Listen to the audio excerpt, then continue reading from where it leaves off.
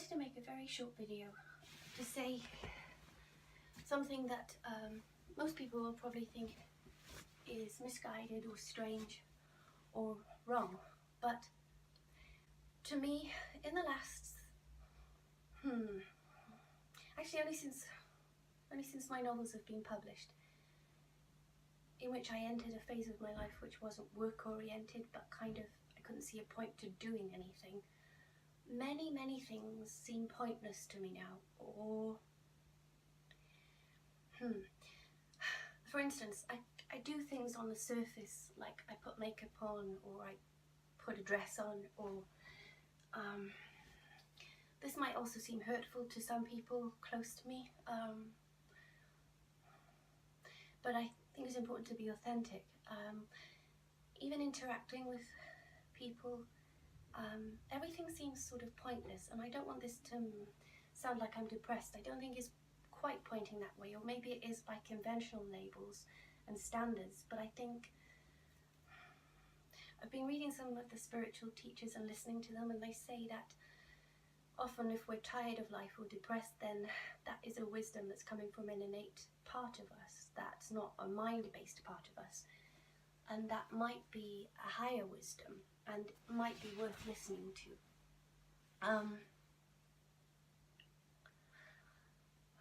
I just feel that so much of life is pointless. I'm sort of tired of everything, and sometimes the tiredness is such that I feel I can't even take any more of it. I can't stomach any more of it.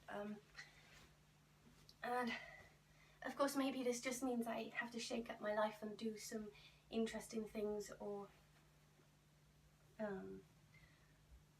yeah, give myself a shake up.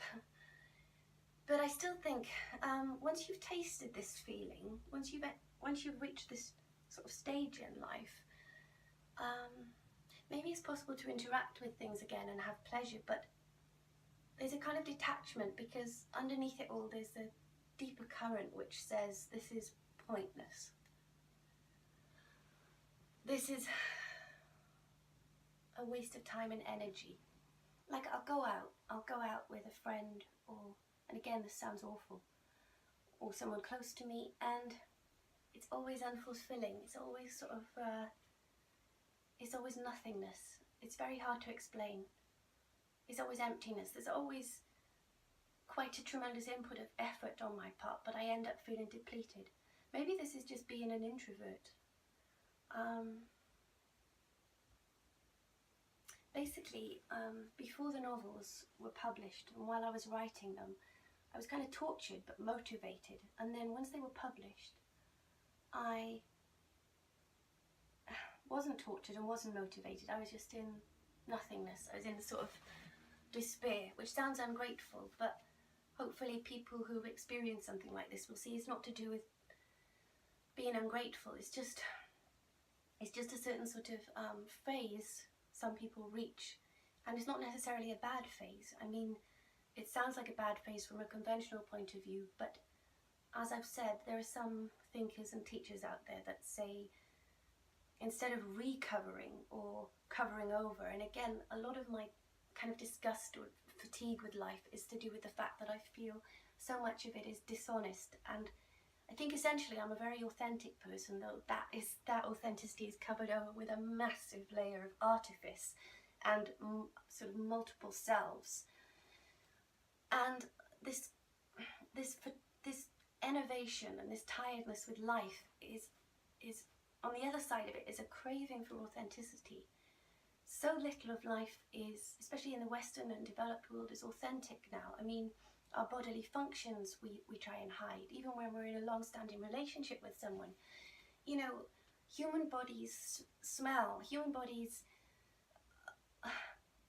are unsightly. I was going to say ugly, but that's not quite, you know, and yet we hide it all, especially women. Women hide everything.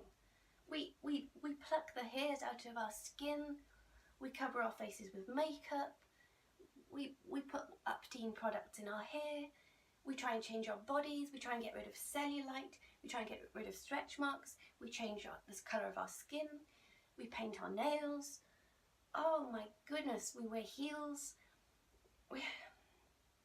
And that's just the appearance. Then there's all the facade we use to interact with one another.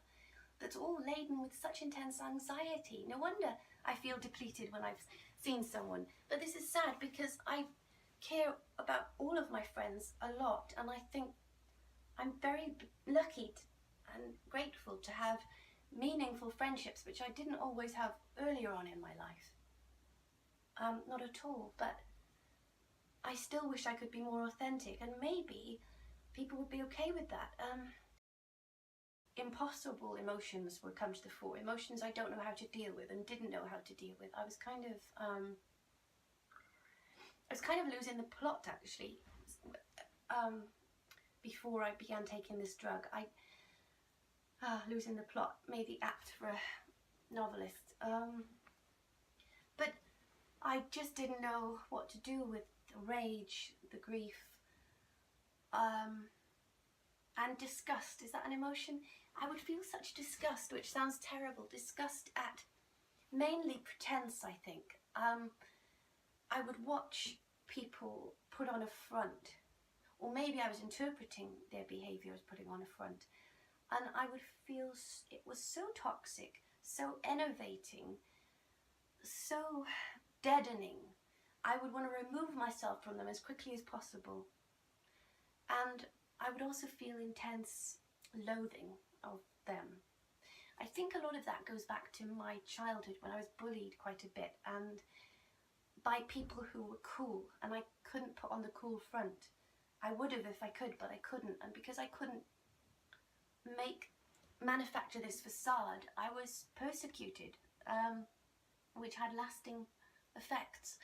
And so I think that undoubtedly I overreact a little bit now to people who give off a certain vibe and a certain... Some people have a very powerful kind of emanation. I mentioned in another video that I seem to be sensitive to certain energies or atmospheres, and, you know, just people, certain individuals. And some people really have a very powerful aura, and sometimes it can be a very unpleasant aura. And often I feel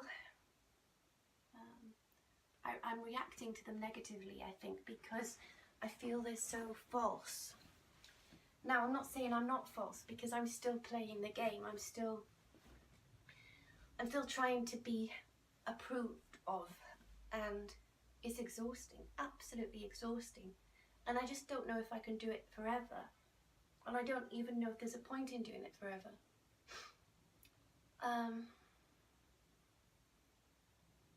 I also feel tired because I want to sort of stop. I've been wanting silence for such a long time now. There's a noise in my head. It doesn't bother me anymore, but even before that started, which was a long time ago, it was when I was 22 it started. Even before that, I just wanted things to stop, everything to be quiet and still. Quietness and stillness is sort of, they have the same effect on a person, don't they? And I pushed myself so hard during finals at Oxford that I just couldn't sort of uncoil. I could not, it was like a mechanical toy that had been wound up too much and broke, and I couldn't unwind myself. And during that time I craved stillness and I craved silence. And now too, living in London, which I have done for more than 10 years even now, it's amazing. It never stops, the noise never stops, people never stop. And I don't know how they do it. I don't know how they do it. Even though I now live with someone, which I never would have thought was possible, and I have a partner, if I wasn't alone on my own for quite a big percentage of the time, I don't think I could do it. And that applies to whoever I was with. I just need to be still. I just need to be with myself to recharge. And of course that is, to a large extent, being an introvert, I realise that, but I think there's something else going on. And I just wondered if anyone else felt the same. Just to completely drop the facade and stop all the doing. And of course the fear then is that one's life would disintegrate, because without the effort of keeping it all together and all the balls in the air, would it just all fall apart? I don't know.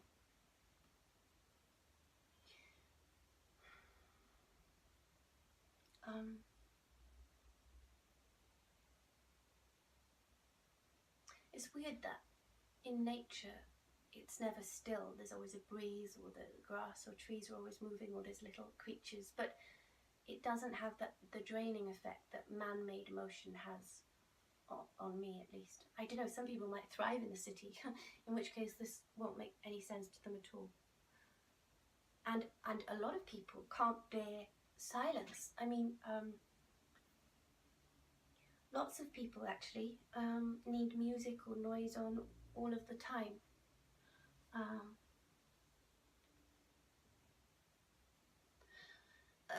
And it seems as I grow older, the harder I try to keep everything going, the more it fails anyway. Oh, sorry, I have to take something out of the oven. I'll be back now.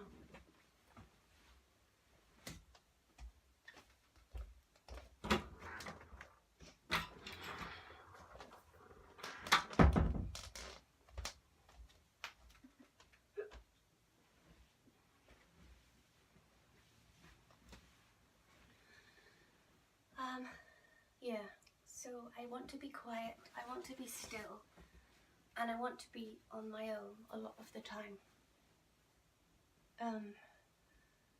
When I was quite a bit younger, I wanted desperately to be in the world and to take part in things.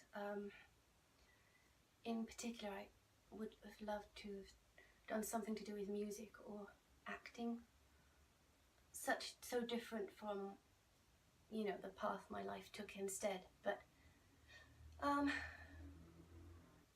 sometimes I get so tired of doing things and so tired of constant motion that it's almost like a terror. I remember, and that has periodically been with me since I finished at Oxford, really.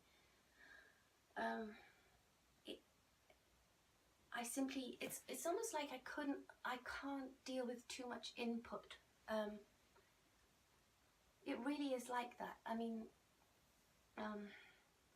or maybe I'm just not getting the right input, but so often if I'm in an environment where a lot is going on and I'm not really enjoying it that much, which happens a lot of the time, well, often,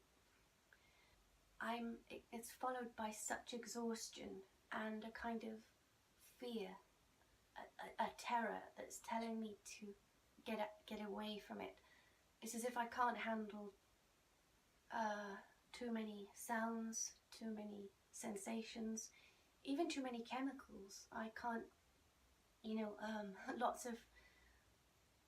sensitive to lots of chemicals, you know, ordinary everyday things like household cleaner. The inside of a car makes, even if the car's not moving, I feel really sick. Perfumes, deodorants. It's as if my body wants to not take any more in and saying stop. No more in, no more in, and no more out.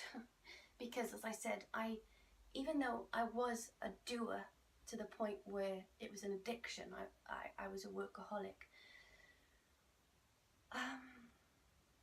I worked myself out, and it was more or less for nothing, because nothing I did or made has got anywhere. You could say the books got somewhere, but now they're pretty much forgotten and will go on being more and more forgotten, I presume. And instead of living, I was doing and making things, and so my body more than my mind really now is saying no more in and no more out. I want absence now. It's weird, my life has been so chock full of tiny things. I've filled every environment I've been in with hundreds of tiny precious things that were precious to me. And now, in addition to wanting to be still and wanting to be quiet and wanting to be rather than do, I don't want all the things either. Because the things, there's just work attached to all the things. Or there's losing them, you know? They just...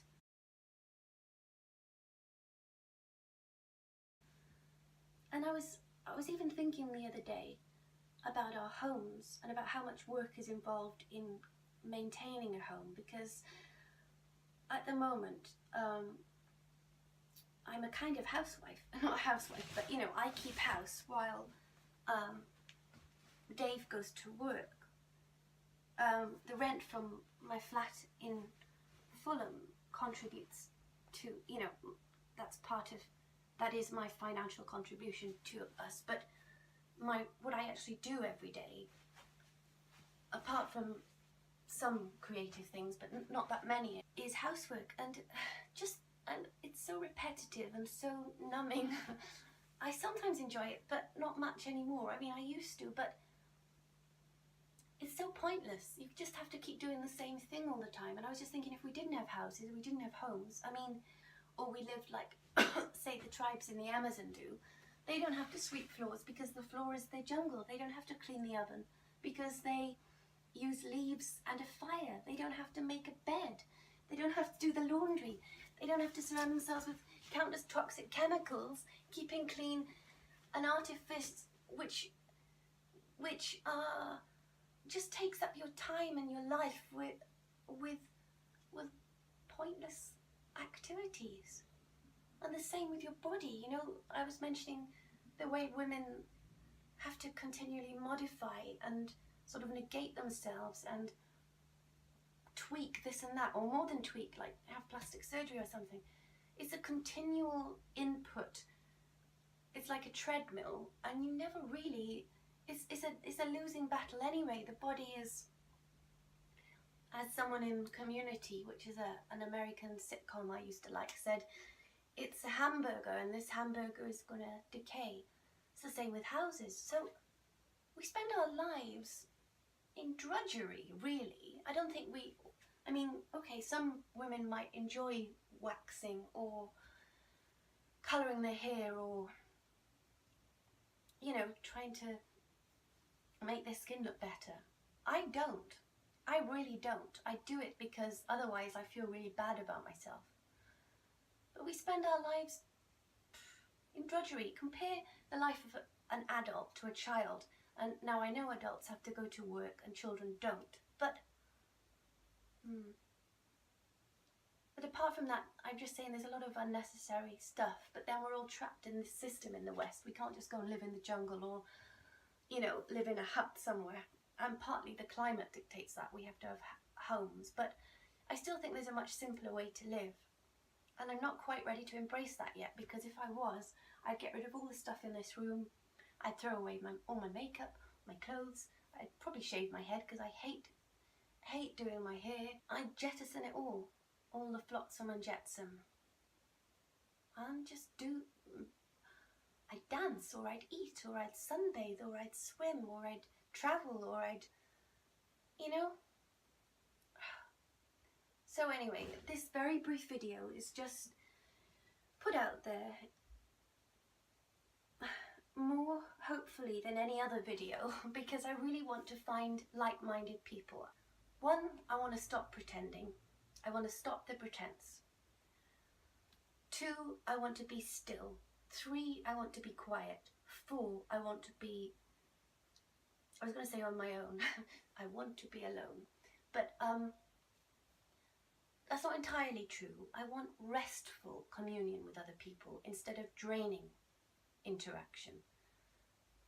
And that is a real challenge, because all my life around other people there's anxiety so ingrained, so deep down, so part of me, that I can't switch off or really enjoy myself around other human beings because I'm afraid that they won't like me, or I'm afraid I'll hurt them if I don't put sufficient effort into the exchange, or yeah, either I get hurt or they get hurt. And so not being able to accept myself, I see, is quite linked to not being able to accept other people. And we're all very well intentioned, but we're all bound in this prison, this mesh, this big spider web. Well, that's all I wanted to say, really. Thanks for listening.